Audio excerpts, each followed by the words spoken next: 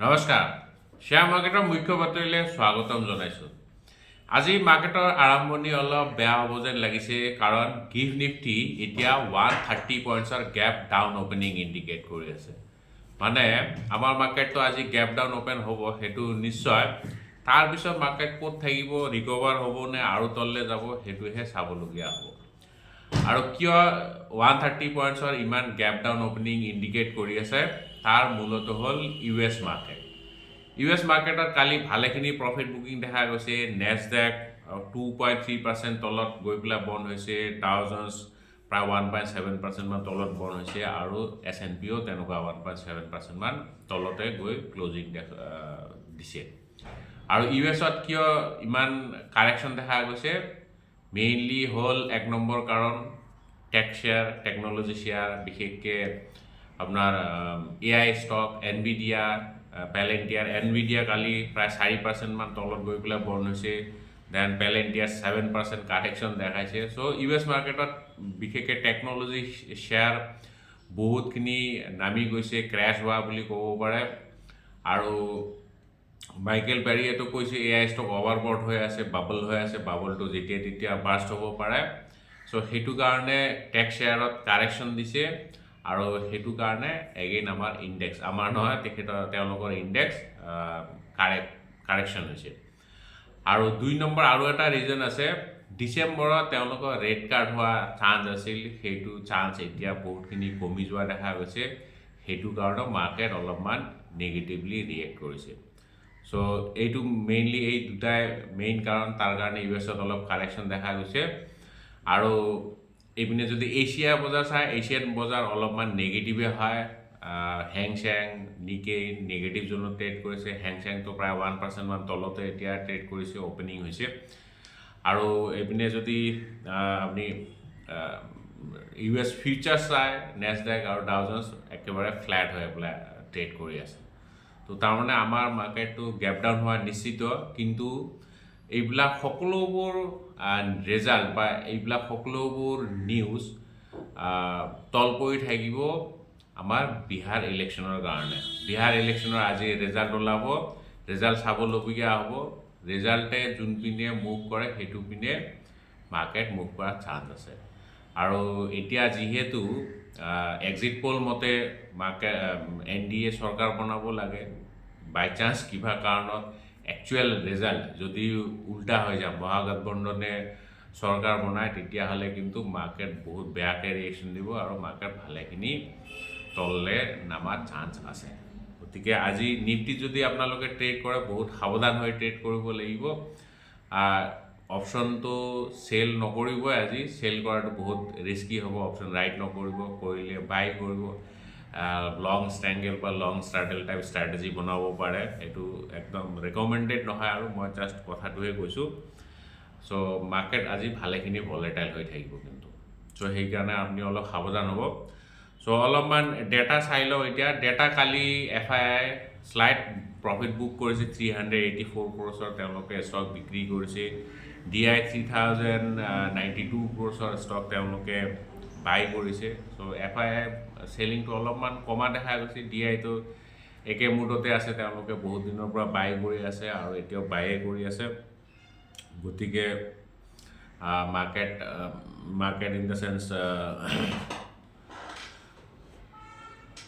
মই কি কৈ আছিলোঁ পাহৰি থাকিলোঁ ইমান শ্বৰ্ট টাৰ্ম মেমৰি হৈছে আচ্ছা যিয়ে নহয় এতিয়া অলপমান আমি হেৰি চাই লওঁ কি কয় প্ৰিচিয়াছ মেটেলৰ ৰেলীটো চাই লওঁ গ'ল্ড আৰু চিলভাৰ একেখিনি জেগাতে আছে গ'ল্ড চিলভাৰ না আগবাঢ়িছে না তললৈ আহিছে গ'ল্ড 1,26,750 ক্লজিং দেখাইছে চিলভাৰে 1,62,470 প্ৰায় 500 মানৰ ক্লজিং দেখাইছে গতিকে প্ৰিচিয়াছ মেটেলতো তেনেকুৱা একো ৰেলী নাই আমাৰ মাৰ্কেট আজি যদি গেপ ডাউন অ'পেন হয় অলপমান কচিয়াছ হৈ থাকিব আৰু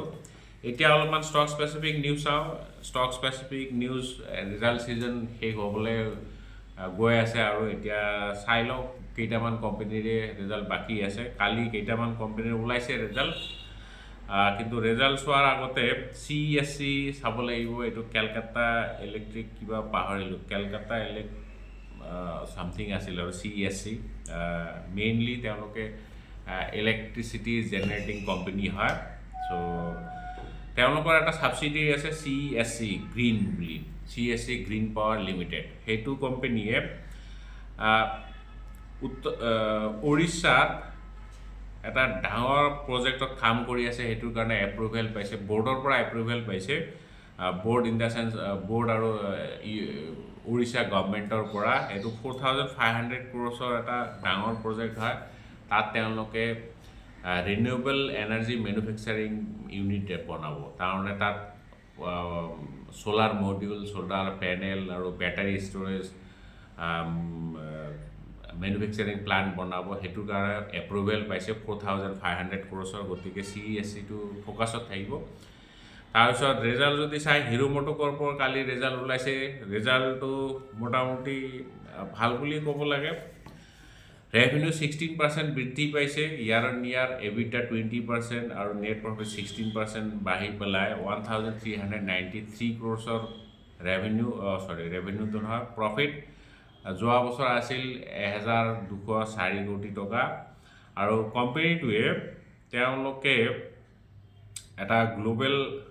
পাৰ্ট চেণ্টাৰ বনাবলৈ গৈ আছে তিৰুপতি গতিকে কোম্পানী মানে এক্সপানশ্যন কেপিটেল এক্সপানশ্যন কৰিবলৈ গৈ আছে চ' কোম্পানীটোৰ কাৰণে লং টাৰ্মটো পজিটিভ হয় চ' হিৰো মট'কৰ্প আজি ফ'কাছত থাকিব ৰিজাল্ট মোৰ মতে ঠিক ঠাক আৰু এষ্টিমেটৰ নিচিনাই আছিল মানে যিমানখিনি এষ্টিমেট কৰা হৈছিল তেনেকুৱাই ৰিজাল্ট TVS ছাপ্লাই চেইন এইটো কম্পাৰেটিভলি নতুন কোম্পানী হয় নতুন লিষ্টেড কোম্পানী হয় 1.5-2 বছৰমান হ'ল চাগে লিষ্ট হোৱা এইটো TVSৰে ছাবচিডিৰী হয় ত' ৰিজাল্টটো ফেণ্টাষ্টিক ৰেভিনিউ 6% বৃদ্ধি পাইছে EBITDA 5% বাঢ়িছে ইয়াৰ অন ইয়াৰ কিন্তু নেট প্ৰফিট প্ৰায় 70% মান 68%ৰ গ্ৰ'থ দেখা গৈছে যোৱা বছৰ আছিল 9.3 crores প্ৰফিট এতিয়া বাঢ়ি পেলাই 15.6 crore বিৰাটেই ধুনীয়া result TVS supply chain Apollo টায়াৰৰ ৰিজাল্ট ওলাইছে ৰেভিনিউ 6% বাঢ়িছে ইয়াৰ অন ইয়াৰ EBITDA 16% বৃদ্ধি পাইছে নেট প্ৰফিট কিন্তু 13% হ্ৰাস পাইছে যোৱা বছৰ আছিল 297 crores ৰেভিনিউ প্ৰফিট এইবাৰ সেইটো হ্ৰাস হৈ পেলাই 258 crores ৰেভিনিউ বাৰে বাৰে ৰেভিনিউ গৈ আছোঁ প্ৰফিট বটম লাইন দেই ৰেভিনিউ হৈছে টপ লাইন আৰু নেট প্ৰফিট হৈছে বটম লাইন চ' বটম লাইনত হ্ৰাস দেখা গৈছে LG ইলেক্ট্ৰনিক্স এইটোতো নতুন ষ্টকে হয় নিউলি লিষ্টেড কোম্পানী হয় আমিতো কৈছোঁ লিষ্টিং গেইনৰ কাৰণে এইটো যেতিয়া মানে IPO অ'পেন আছিল তেতিয়া আমি কৈছোঁ লিষ্টিং গেইনৰ কাৰণে কোনোবাই এপ্লাই কৰিব পাৰে আৰু এইটো এটা এনেকুৱা IPO য'ত বহুত ৰিটেইল ইনভেষ্টৰে এলটমেণ্ট পাইছে তো তেওঁলোকে যদি এলটমেণ্ট আপোনালোকৰ মাজত যদি কোনোবাই এলটমেণ্ট পাইছে 40-45%ৰ এইটো আৰামছে লিষ্টিং গেইন পাইছে চ' এইবিলাক কনজিউমাৰ ষ্টক হয় লং টাৰ্মত ঠিক ঠাক ৰিটাৰ্ণ দিব কিন্তু একদম সাংঘাতিকটো ৰিটাৰ্ণ নিদিয়ে আৰু এইবিলাক ডিফেন্সিভ ষ্টক বুলি মানা যায় মানে মাৰ্কেট ডাউন হ'লে এইবিলাক ষ্টক বেছি তললৈ নানামে আৰু গতিকে এইটো নতুন ষ্টকে হয় LG ইলেক্ট্ৰনিক্স চ' ৰিজাল্ট ওলাইছে ৰিজাল্ট কি ক'ম আৰু ৰিজাল্ট ইমান এটা খাছ নহয় ৰেভিনিউ স্লাইডলি বাঢ়িছে 1% মান বৃদ্ধি পাইছে কিন্তু EBITDA 28% হ্ৰাস পাইছে ইয়াৰ অন ইয়াৰ আৰু নেট প্ৰফিট 27% ডিক্লাইন হোৱা দেখা গৈছে যোৱা বছৰ আছিল 536 crores প্ৰফিট এইটো এইবাৰ হ্ৰাস পাই পেলাই 389 crores গতিকে ৰিজাল্ট অলপমান বেয়া LG ইলেক্ট্ৰনিক্সৰ কিন্তু PG ইলেক্ট্ৰপ্লাষ্ট এইটো ৰিজাল্ট ভাল দুইটা একেটা ছেগমেণ্টতে কাম কৰি আছে দুইটা কনজিউমাৰ গুডছ কোম্পানী হয় PG ইলেক্ট্ৰপ্লাষ্টৰ ৰিজাল্ট ভাল বুলি ক'ব লাগিব কাৰণ ৰেভিনিউ যদিও 2% PG ইলেক্ট্ৰপ্লাষ্টৰ ৰিজাল্ট বহুত বেয়া দে ভাল নহয় মই ভুল ক'লোঁ ৰিজাল্ট বেয়া ৰেভিনিউ 2% ডিক্লাইন হৈছে EBITDA 47% মান ডিক্লাইন হৈছে আৰু নেট প্ৰফিট যদি চাই 86% হ্ৰাস পাইছে মানে বহুতেই বেয়া ৰিজাল্ট PG ইলেক্ট্ৰপ্লাষ্ট যোৱা বছৰ তেওঁলোকৰ প্ৰফিট আছিল 19.3 crores এইটো হ্ৰাস পাই পেলাই 2.8 crores অনলি ক'ত 19.3 crores ক'ত 2.8 crores বহুতখিনি হ্ৰাস পাইছে 86% মানে প্ৰফিট একদম গায়ব হৈ যোৱা বুলি ক'ব পাৰে আৰু আইচাৰ মটৰৰ ৰেজাল্ট ওলাইছে। আইচাৰ মটৰৰ ৰেজাল্ট অলপমান ভাল, ৰেভিনিউ 45% বৃদ্ধি পাইছে। এইটো এটা ডাঙৰ কোম্পানী হয়, 45%ৰ ৰেভিনিউ বৃদ্ধি পোৱা আপোনাৰ বহুত ভাল ৰেজাল্ট বুলি ক'ব লাগিব। EBITDA 39% বৃদ্ধি পাইছে আৰু প্ৰফিট 25%। 1100 কোটি টকাৰ প্ৰফিট আছিল যোৱা বছৰ, এইবাৰ 1370 কোটি টকাৰ প্ৰফিট কৰিছে। গতিকে আইচাৰ মটৰ্ছৰ ৰেজাল্ট ভাল কম্পেৰেটিভলি বাকীবিলাক কোম্পানীতকৈ। আৰু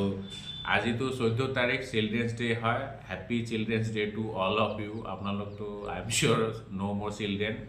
চ' আপোনালোকৰ ল'ৰা ছোৱালী থাকিব পাৰে, ভতিজা ভতিজী থাকিব পাৰে, তেওঁলোকৰ কাৰণে শিশু দিৱসৰ শুভেচ্ছা জ্ঞাপন কৰিছোঁ। আৰু কাইলৈতো বন্ধ আছে, আমি চিধা সোমবাৰে লগ পাম। আৰু সোমবাৰে যেতিয়া লগ পাম আশা কৰোঁ বিহাৰ ইলেকশ্যনৰ ৰেজাল্ট ভাল ওলাব আৰু মাৰ্কেট ভাল, ইন দ্য চেন্স মাৰ্কেটৰ কাৰণে ভাল, যোনটোৱে মাৰ্কেট পচন্দ কৰে। আৰু আমাৰ মাৰ্কেট যাতে একদম 300-400 পইণ্টছত গিভ নিফটিয়ে গেপ আপ অপেনিং ইণ্ডিকেট কৰে, সেইটোৱে মই কামনা কৰি পেলাই আজি ইয়াতে সামৰিছোঁ। See you on Monday. জয় আই অসম।